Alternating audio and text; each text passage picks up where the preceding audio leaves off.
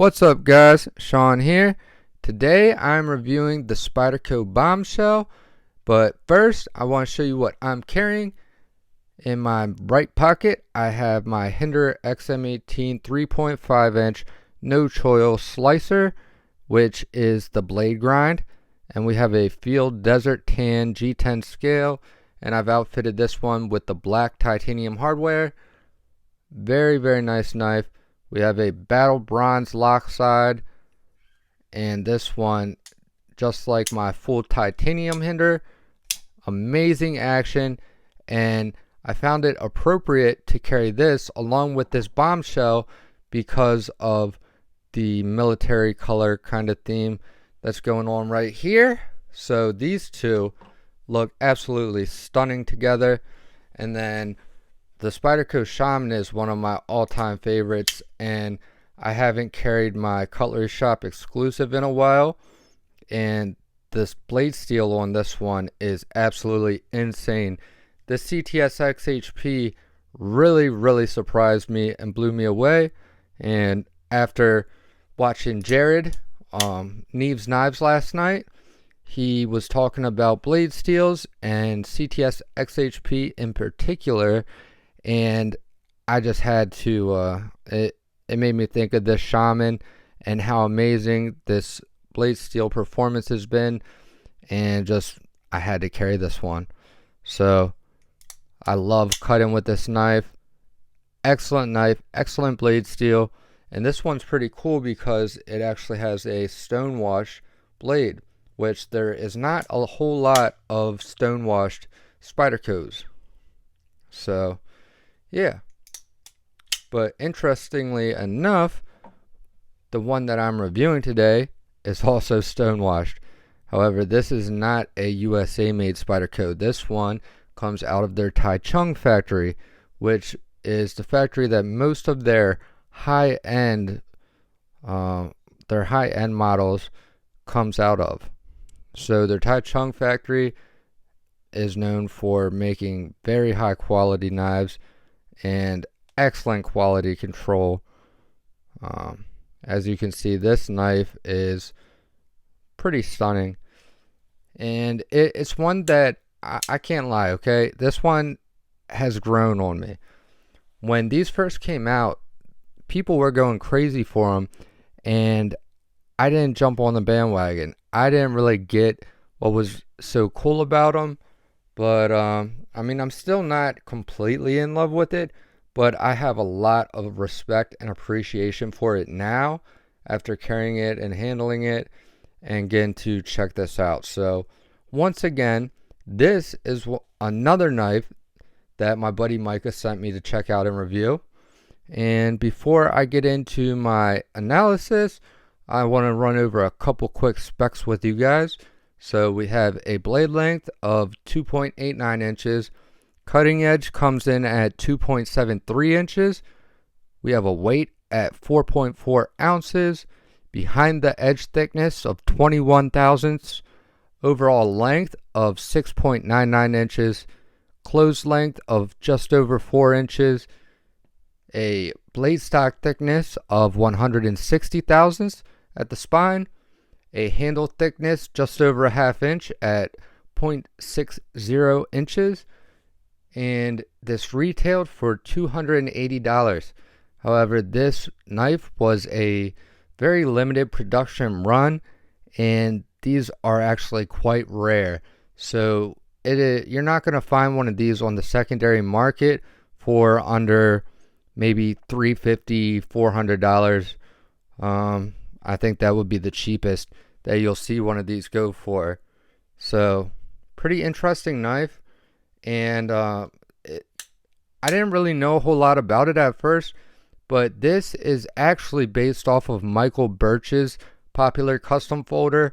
So that is, I guess, part of the craze behind this one, and that is where it gets this unique design from. So this is basically like a production version of Michael Birch's custom, and that also is probably the reason why Spyderco did a different clip on this one. There is very few knives that Spyderco goes out of their way to do a special clip for that model only. So that's a neat thing. I like seeing that. And yeah, let's get into it. So for the ergos, this bad boy scores a 5 out of 5 because I can get a full grip. Now, it's not like I have plenty of room left over. You know, I just barely squeeze all 4 fingers onto this bad boy, but it is a very comfortable grip because this thing is nice and contoured, rounded, smooth, no hot spots whatsoever. I mean, this thing feels good in hand, and it has a pretty decent thickness, so it fills out your hand just really nice and comfortable. The clip gets a 5 out of 5 because it's an original design. It's not the generic spoon clip or wire clip, and it also sits nice and low profile to the scale, so it's not sticking up, nothing to really bother your hand whatsoever. Slides in and out of pocket perfectly fine. It doesn't flex around or anything. Nice solid clip. Our carry gets a 4 out of 5. It carries very well. It's comfortable to carry, but it loses 1 point just because it's a little fat. Alright, so the handle thickness is over a ½ inch. It's not an issue at all, but it's just something to note. It might bother some people. For hot spots, once again, gets a perfect 5 out of 5 because there are absolutely 0 hot spots. Everything done on this is very nice. No sharp edges. Excellent job in that category. As far as cutting performance goes, this actually did better than I thought and gets a 4 out of 5. This cuts very, very well for it being a little bit of a thicker blade stock at 160 thousandths. This blade grind has a nice hollow grind to it, and that really helps it out when it comes to the cutting performance. And this thing can go through some material pretty easily. So that was a pleasant surprise. Now for the action, I gave this a 5 out of 5. This is on phosphor bronze washers. It's very smooth for washers, deploys well. Nice action. I love holes for deployment. Much more enjoyable for me than studs personally.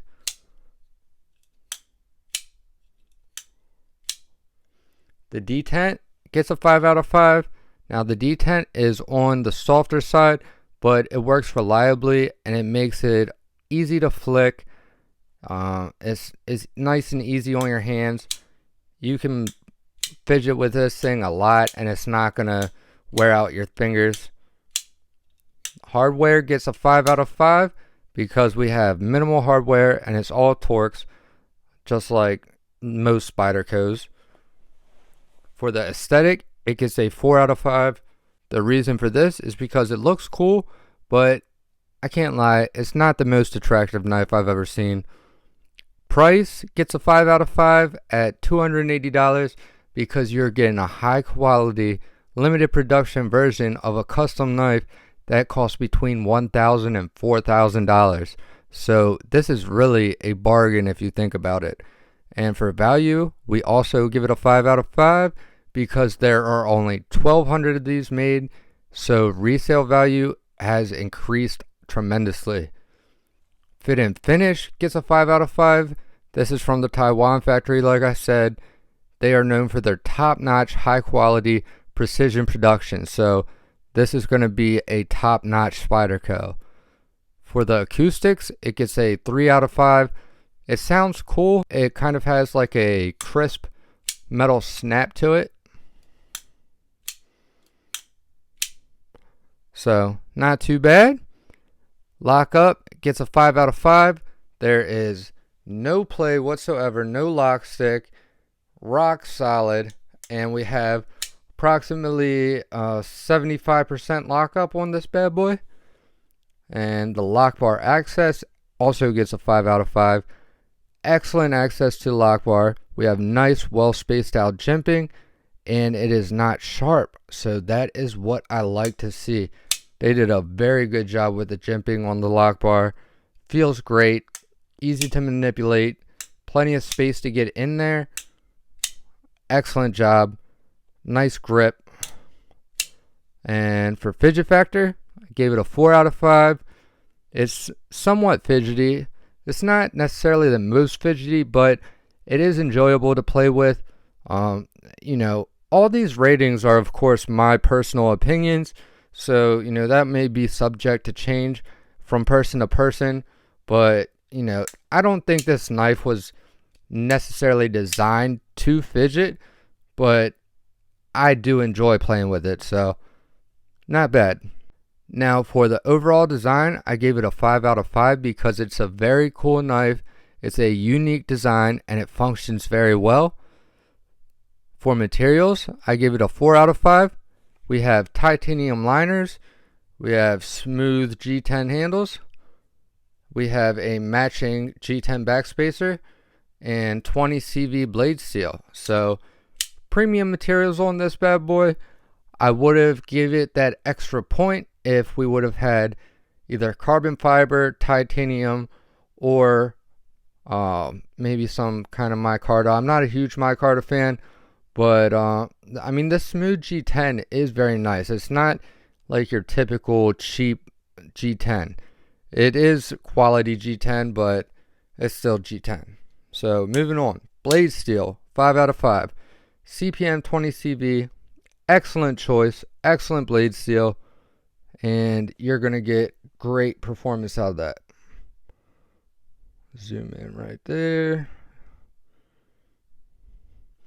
Alright, now for innovation, it gets a 2 out of 5 because there's really not much besides the fact that it's a collaboration with a custom maker to make a custom knife more accessible to the public. So I do respect that, but it's just not really much of an innovation. The centering gets a 5 out of 5. Absolutely perfect. Dead nut center. Tolerances gets a 4 out of 5. They are extremely good, but you have to remember, I've seen some crazy knives, really, really high-end production, so, you know, it does get better, but this is up there. Very, very good. The blade grind gets a 5 out of 5. It's perfect, it's even and symmetrical, and we have a deep hollow grind. And we have a deep hollow grind and a beautiful dark stone wash. I really like this blade grind.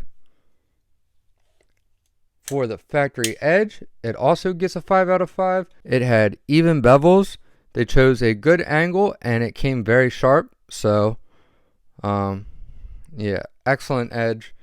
Even though this is not the factory edge, this is pretty much the same angle that they chose, and it was sharp when it was brand new, straight out of the box.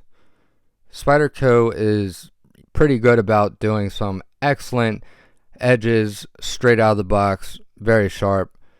And then last category, closing, gets a 4 out of 5. This is not a drop shut knife, but it's smooth and easy to shut. I would consider this a shake shut. It's not like a, you know, little bit of encouragement. You do have to give it a solid shake, but I enjoy it. So that is my ratings. This is the Spyderco Bombshell. Hope you guys enjoyed this review. Thank you all for watching. I love you guys. Jesus loves you. Stay tuned, and I'll see you guys in the next one. Peace.